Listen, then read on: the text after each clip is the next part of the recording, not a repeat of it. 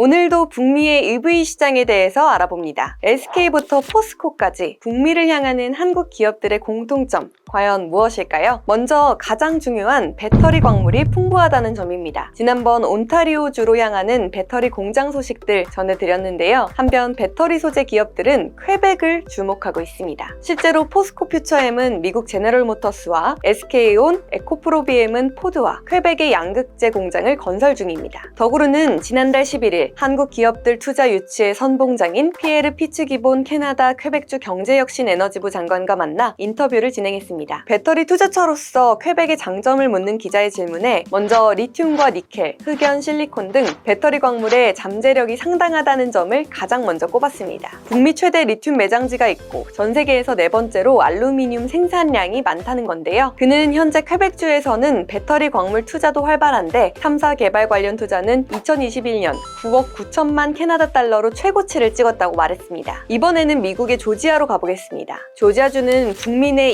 모빌리티 허브로도 주목받고 있죠. 관련 기업을 유치하려는 주정부의 의지를 반영하듯 경제개발국 규모도 다른 주와 비교해 월등히 앞서고 있습니다. 크리스티 브리그먼 조지아주 경제개발국 글로벌 커머스 부문 차관과 경제개발국 내 한국투자팀 담당 김윤희 차관보를 줌 인터뷰를 통해 만나봤습니다. 브리그먼 차관은 전기차는 수년간 조지아주의 전략적 산업이었으며 SK온과 같은 투자를 통해 청정기술 및 모빌리티의 산업 핵심 반열에 올랐다고 말했죠. 그는 또 조지아주의 배터리 관련 강점에 대해 운이 좋게도 EV 공급망을 위한 모든 유형의 프로젝트를 수주했다고 밝혔습니다. 배터리 재활용 업체에서 제조업체에 이르기까지 엄청난 회사들이 있다며 조지아에서 대규모 통합물류 허브와 관련해 글로벌 투자가 이뤄지는 중요한 이유 중 하나라고 설명했죠. 과연 글로벌 배터리 시장을 비롯해 SK온과 포스코 등 북미로 진출하는 우리 기업들 앞으로는 어떻게 될까요? 조태현 기자에게 물어보겠습니다.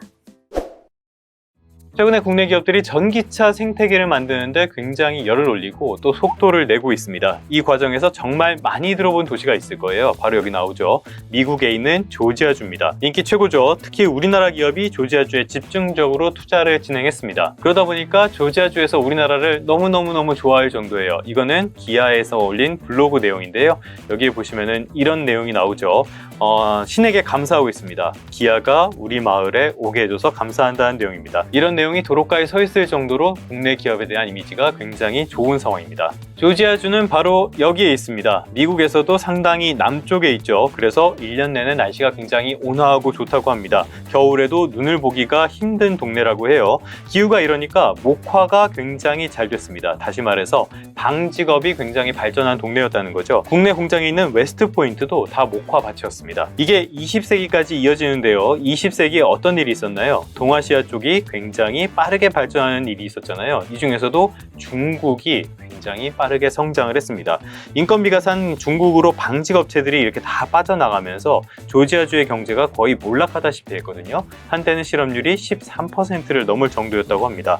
이런 상황에서 기아차를 시작으로 국내 기업들이 투자를 해주면서 이쪽에 경제에 다시 활력이 돌아오고 있는 거거든요. 그러니까 우리나라 기업들이 얼마나 이쁘겠어요. 수원 사람들이 삼성 좋아하고 파주 사람들이 LG 좋아하는 거, 이거랑 비슷한 상황이라고 볼 수 있겠습니다. 그렇다면 왜 조지아주인가, 이것도 살펴봐야겠죠. 당연히 첫 번째 이유는 그놈의 공급망 재편이라고 볼 수 있겠습니다. 이거는 IRA, 그러니까 인플레이션 감축법 주요 내용인데요. 그 가운데 전기차 관련된 내용이죠. 최근에 IRA가 발효된 지 1년이 지났거든요. 그 효과를 보면은 미국은 확실한 수혜를 입었고요. 중국으로의 투자는 굉장히 줄어드는 모습을 보였습니다. 반대급부로 인도가 각광을 받고 있죠. 왜냐, 결국에는 IRA라는 것 자체가 차세대 산업의 공장을 미국 또는 최소한 북미 쪽으로 끌어들이는 목적이 있다고 보는 게 맞기 때문입니다. 이 내용만 봐도 딱 보이죠? 미국에서 보조금을 받고 전기차를 팔기 위해서는 북미에서 이렇게 배터리 부품 같은 거를 제조하거나 조립해야 되고, 미국 또는 미국의 동맹국들에서 채굴 가공한 핵심 광물을 사용해야 된다라는 내용이 그렇죠. 이게 자유무역이라는 세계적인 기조, 이런 이어지고 있는 기조 하에서는 보호무역이라는 비판을 받아도 할 말이 없는 좀 부정적인 측면으로 볼 수 있겠는데요. 미국 입장에서만 생각을 해본다면 세계 최강대국이 세계 최고의 시장을 앞세워서 이런 식으로 하는 거 굉장히 효과가 있는 전략이라고 말씀을 드릴 수 있겠습니다. 두 번째 이유도 이 기사에 나와 있습니다. 쭉 내려보면요, 조지아주에 대한 내용이 나오는데요. 조지아주가 무엇을 하고 있냐? 투자의 성공 요인으로 비즈니스하기 좋은 환경, 강력한 인센티브 프로그램, 기술 인력 확보 용이성 등을 꼽았다고 합니다. 그러니까 굉장히 적극적인 투자 유치에 나섰고 이것이 효과를 보고 있다는 뜻이죠. 지금 조지아주는 미국 내 전기차 산업 허브로 통하고 있는데요. 최대 투자국이 단일 국가로는 우리나라입니다. 그러면은 우리나라 기업의 마음을 어떻게 얻었냐? 일단은 물류 환경을 들 수 있어요. 애틀란타는 미국에서는 터미널이라고 불릴 정도로 물류의 중심이 되는 곳이고요. 그리고 서베나 항구 역시 미국 동남부 쪽에서 첫 번째 정박지라는 점에서 주목을 받는 곳입니다. 그런데 이거 못지않게 기업에 유리한 환경이 조성돼 있다는 점도 강점으로 꼽을 수 있겠어요. 원래 조지아주의 법인세율이 6%였는데요. 이거를 5.75%로 낮췄고요. 그리고 조지아주에서 생산한 거를 다른 주나 다른 해외로 판매를 할 때 이때는 법인세 면제도 해줍니다. 여기에 경제개발청을 만들어서 이렇게 기술 인력 확보 용이성을 위해서 굉장히 지원도 많이 해주고요. 이러다 보니까 규제보다는 지원에 초점을 맞춰서 해주다 보니까 기업 입장에서는 환영을 할 수밖에 없는 환경인 셈입니다. 이런 점은 캐나다의 퀘벡도 마찬가지예요. 퀘벡은 다른 장점도 많습니다. 리튬부터 여기 나온 대로 히토류까지 니켈, 코발트, 흑연, 망간 같은 것들이 다 나오는 도시거든요. 그러다 보니까 전기차라기가 굉장히 좋겠죠. 배터리 만들기가. 근데 이런 거 못지않게 여러 인센티브를 하면서 장관이 직접 나서서 기업들 유치에 나선 점, 이런 것들이 굉장히 주요하게 작용을 했다라고 볼 수 있습니다. 결과적으로 국내 양극재 기업들이 캐나다 퀘벡을 많이 찾고 있죠. 그래서 국내 기업들 잘 하고 있냐? 굉장히 잘 하고 있습니다. 언제나 잘 해왔죠. 위기를 기회로 만들어 왔고요. 지금 IRA 국면에서도 굉장히 잘하고 있다고 평가를 할 수 있겠습니다. 여기 나온 것처럼 LG엔솔이나 현대모비스가 대표 사례로 소개가 될 정도니까요. 오히려 중국 기업들을 앞서서 치고 나갈 반등의 기회로 삼고 있는 모습이라고도 평가를 해볼 수 있겠습니다. 그런데 과연 정부는 잘 하고 있냐? 이 부분을 말씀을 드리자면 안타깝게도 그렇게 잘하고 있는 것 같지는 않은 것 같습니다. 의문을 표할 수밖에 없어요. 이렇게 국내 기업들이 외국에 투자를 한다는 것은 외국에 투자할 인센티브가 있고 반대로 국내에 투자할 인센티브는 상대적으로 떨어진다는 뜻으로밖에 받아들일 수가 없거든요. 실제로 미국에서는 이렇게 막대한 민간 투자 그리고 여기에 따른 일자리 창출도 있지만은 이거는 곧 우리나라에 있어야 될 투자가 외국으로 나가는 결과라고 볼 수도 있습니다. 그렇다면 당장 설비 투자 같은 곳에 영향을 미치게 되겠죠.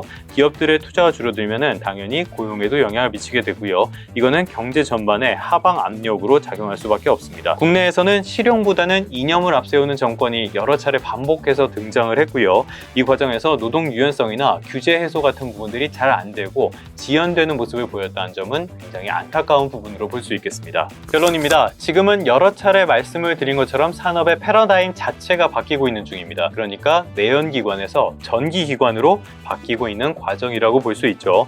이 과정에서 전 세계가 공급망을 재편하라는 전쟁을 하고 있습니다. 국내 기업들 역시 상당히 기민하게 움직이고 있는 과정이죠. 거대한 내수시장이라는 어드밴티지를 안고 있는 중국 기업들, 이런 기업들과의 경쟁에서도 결코 밀리지는 않고 있습니다. 하지만 이런 상황 속에서 정부가 과연 역할을 제대로 하고 있느냐, 이 부분에 있어서는 의문일 수밖에 없습니다. 어떤 의미에서는 미국이나 캐나다 같이 우리보다 한 발 앞서 있는 선진국들이 투자 유치 그리고 신기술 개발을 위해서 정부가 어떤 역할을 하고 있는지 이런 부분들은 면밀하게 살펴볼 필요가 있어 보입니다. 그러면 성공 투자하시고요. 다른 소식으로 다시 찾아뵙도록 하겠습니다.